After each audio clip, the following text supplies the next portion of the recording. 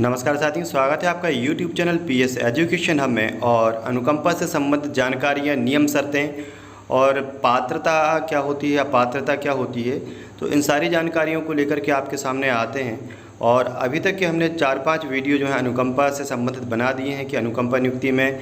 क्या नियम होते हैं, क्या शर्तें होती हैं और किस प्रकार के प्रश्न जो हैं लोगों के मन में होते हैं, उससे संबंधित प्रश्नों के उत्तर से संबंधित भी हमने 2-3 वीडियो बनाए हैं। तो अभी तक यदि आपने इस चैनल को सब्सक्राइब नहीं किया है तो चैनल को सब्सक्राइब कर लें, वीडियो को लाइक शेयर जरूर करें। तो आज हम बात करेंगे अनुकंपा नियुक्ति की जो पात्रता की शर्तें होती हैं कि क्या पात्रता होती है और क्या पात्रता होती है,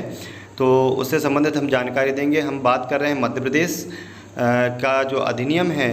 2014, जिसके अंतर्गत अनुकंपा नियुक्ति की पात्रता की शर्तें होती हैं। तो हम शर्तों के बारे में बात करेंगे। तो सबसे पहला यहाँ पर ये है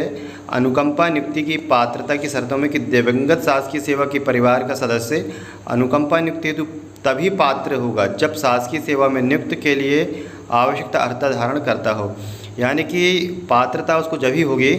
जब वो आवश्यक शर्तें जो होती हैं, अर्हता होती है, जिसको हम योग्यता कहते हैं, उन योग्यताओं को यदि वो धारण करता है तो उसे नियुक्ति मिल सकती है। यानी उसका जो एजुकेशन है, 12th में जो एजुकेशन है उसके हिसाब से उसकी नियुक्ति होती है। यदि वो 10th पास है तो वो जो है प्यून पद के लिए भर सकता है। बाकी जो 12th पास है तो वो तृतीय श्रेणी कर्मचारी आवेदन कर सकता है। इसके बाद 3.2 हम देखेंगे कि सभी प्रकार के अनुकंपा नियुक्ति के प्रकरणों में शासकीय सेवक की मृत्यु दिनांक से 7 वर्ष तक पद उपलब्ध होने पर ही उसके आश्रित को अनुकंपा नियुक्ति की पात्रता होगी। तो महत्वपूर्ण बात है कि सभी प्रकार के अनुकंपा नियुक्ति के प्रकरणों में शासकीय सेवक की मृत्यु दिनांक से 7 वर्ष तक पद उपलब्ध होने पर ही, मृत्यु होने के बाद 7 वर्ष का जो समय है उस समय तक पद उपलब्ध होने पर ही उसके आश्रित को अनुकंपा नियुक्ति की पात्रता होगी। परंतु मृत शासकीय सेवा की यदि प्रथम संतान मृत्यु की तिथि को अवयस्क होवे, और अवयस्क का मतलब है कि 18 वर्ष से कम है, तो केवल ऐसी प्रथम संतान को वयस्क होने की तिथि से 1 वर्ष तक अनुकंपा नियुक्ति अन्यथा पात्र होने की दशा में प्रदान की जा सकेगी। कहने का मतलब यह है कि मृत शासकीय सेवा की यदि प्रथम संतान मृत्यु की तिथि को आवश्यक हो तो केवल ऐसी प्रथम संतान को, अब जब प्रथम संतान उसकी है, मान लो वो कम वर्ष की है और वयस्क होना यानी कि जब वो 18 वर्ष की हो गई तो 18 वर्ष की तिथि से 1 वर्ष तक, अब जब वो 18 से 19 साल का हो जाएगा तो उस अवधि में अनुकंपा नियुक्ति अन्यथा पात्र होने की दशा में प्रदान की जा सकेगी। तो वो उसको उसके वयस्क होने के 1 वर्ष बाद की जो स्थिति रहेगी उस समय उसको पात्र होने पर प्रदान की जा सकेगी। 3.3 कहता है कि 7 वर्ष से अधिक अवधि से लापता कर्मचारियों के आश्रितों को अनुकंपा नियुक्ति इस शर्त पर देय होगी कि संबंधित परिवार द्वारा कर्मचारी के लापता होने की पुलिस में FIR दर्ज की गई हो एवं पुलिस द्वारा कर्मचारी का कोई अता पता नहीं होने पर प्रतिवेदन दिया गया हो। तब 7 वर्ष की अवधि की गणना एक दर्ज होने के दिनांक से की जाएगी। तो ऐसे में 7 वर्ष की अवधि में अनुकंपा की जो नियुक्ति है उसके लिए पात्र हो जाएगा और अनुकंपा नौकरी मिल जाएगी। अब अनुकंपा नियुक्ति के लिए अपात्रता क्या होती हैं? तो निम्नलिखित स्थिति में अनुकंपा नियुक्ति की पात्रताएं नहीं होती हैं। नंबर 1 कि दिवंगत शासकीय सेवक के परिवार का कोई भी सदस्य यदि पूर्व से शासकीय सेवा अथवा निगम मंडल परिषद आयोग आदि में नियमित सेवा में नियोजित हो, आवेदक के परिवार का कोई सदस्य नियमित सेवा में नियोजित न होने का शपथ पत्र प्रस्तुत करना होगा। तो सबसे महत्वपूर्ण बात यही होती है कि अधिकांश जो लोग हैं उनके प्रश्न ये आते हैं कि हमारे परिवार में कोई व्यक्ति पहले से सरकारी सेवा में, तो क्या हमें मिल जाएगी कि नहीं मिलेगी। तो यहाँ पर उसका सीधा सा यहाँ जो लिखा हुआ है कि दिवंगत शासकीय सेवा के परिवार का कोई भी सदस्य यदि पूर्व से शासकीय सेवा अथवा निगम मंडल परिषद आयोग आदि में नियमित सेवा में नियोजित हो, आवेदक के परिवार का कोई सदस्य नियमित सेवा में नियोजित न होने का शपथ पत्र प्रस्तुत करना होगा। तो एक शपथ पत्र देना पड़ता है कि भाई हमारे यहाँ परिवार में कोई भी व्यक्ति जो है वो नियमित रूप से किसी सरकारी सेवा में, शासकीय सेवा में पदस्थ नहीं है। इसके बाद 4.2 कहता है कि यदि किसी शासकीय सेवक की मृत्यु अधिवार्ष की आयु पूर्ण करने के बाद सेवा वृद्धि पुनर्नियुक्ति संविदा नियुक्ति के दौरान होती है। तो दूसरी अपात्रता यह है कि यदि शासकीय सेवक की मृत्यु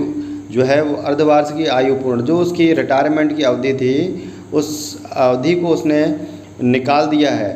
और पूर्ण करने के बाद सेवा वृद्धि, और उसकी मान लो सेवा वृद्धि कर दी गई, मान लो 60 साल उसका रिटायरमेंट था लेकिन रिटायरमेंट के बाद 2 साल की उसकी सेवा वृद्धि कर दी है, पुनर्नियुक्ति कर दी गई है या उसको संविदा नियुक्ति कर दी गई हो और उसके दौरान उसकी मृत्यु होती है, तो रिटायरमेंट के बाद उसकी जो मृत्यु होती है तो उसमें भी उसको अनुकंपा नियुक्ति की पात्रता नहीं होगी। 4.3 है, ऐसे दिवंगत व्यक्ति जो केंद्र शासन या राज्य सरकार या उसके स्वत्वाधीन नियंत्रणाधीन किसी निगम मंडल आयोग द्वारा पदच्युत व्यक्ति हो। अब ऐसे दिवंगत व्यक्ति जो केंद्र शासन या केंद्र सरकार का हो या राज्य सरकार या उसके स्वत्वाधीन या नियंत्रण के अधीन हो या किसी निगम मंडल आयोग द्वारा पदच्युत यानी कि उसको डिसमिस्ड कर दिया गया, पद से अलग कर दिया गया हो, यानी बर्खास्तगी की स्थिति में भी जो है वो अनुकंपा नियुक्ति नहीं प्राप्त हो सकती। यानी सेवा काल में होना जरूरी है, बर्खास्त व्यक्ति को जो है अनुकंपा नियुक्ति की पात्रता नहीं होती है। 4.4 होता है कि सार्वजनिक उपक्रम के मृत कर्मियों के परिवार के सदस्यों को शासन अंतर्गत अनुकंपा नियुक्ति की पात्रता नहीं होती। अब सार्वजनिक उपक्रम के जो हैं उसमें मृत कर्मियों के परिवार के सदस्यों के शासन अंतर्गत अनुकंपा नियुक्ति की पात्रता नहीं होती है। 4.5 जो है, यदि दिवंगत शासकीय सेवक प्रशिक्षु तदर्थ अथवा संविदा के आधार पर नियुक्त किया गया हो, तो कहने का मतलब यहाँ पर यह है कि शासकीय सेवा की जब ट्रेनिंग स्तर पर होता है स्टार्टिंग में या कुछ समय के लिए उसको संविदा बेस पर रख दिया जाता है, उस समय यदि उसकी मृत्यु हो जाती है तो वहाँ पर जो उसका परिवारजन है उनको अनुकंपा की जो पात्रता है वो नहीं होती है। 4.6 जो है, दिवंगत शासकीय सेवा के परिवार के बिंदु क्रमांक 2.1 से 2.7 में दर्शाए पूर्णतः आश्रित सदस्य को छोड़कर अन्य को अनुकंपा नियुक्ति की पात्रता नहीं होगी। और जो हमने इसके पहले एक वीडियो बनाया था जहां पर हमने बताया था कि आश्रित कौन होते हैं, तो आश्रितों में सबसे पहले पति की पत्नी होती है, पत्नी का पति होता है और फिर उसके बच्चे होते हैं, और बच्चों के अलावा यदि उसके बच्चे नहीं हैं तो जो उसने जो लीगली रूप से किसी को गोद लिया है उसको भी पात्र हो सकता है। इसके लिए आप एक पुराना वीडियो देख सकते हैं, वहाँ पर पूरी जानकारी है। 4.7 हम देखेंगे, कार्यालय प्रमुख नियुक्ति प्राधिकारी इस बात को सुनिश्चित करने के लिए व्यक्तिगत रूप से जिम्मेदार होंगे कि दिवंगत शासकीय सेवक के परिवार को वास्तव में तात्कालिक सहायता के रूप में अनुकंपा नियुक्ति की पात्रता है। कार्यालय प्रमुख जो है नियुक्ति प्राधिकारी जिसने नियुक्ति करी, इस बात को सुनिश्चित करने के लिए व्यक्तिगत रूप से जिम्मेदार होंगे कि दिवंगत शासकीय सेवक के परिवार को वास्तव में तात्कालिक सहायता के रूप में अनुकंपा नियुक्ति की पात्रता है। फिर इसके बाद आता है अनुकंपा नियुक्ति के पद, इसको हम अगले वीडियो में देखेंगे। तो आज की जानकारी आपको कैसे लगी,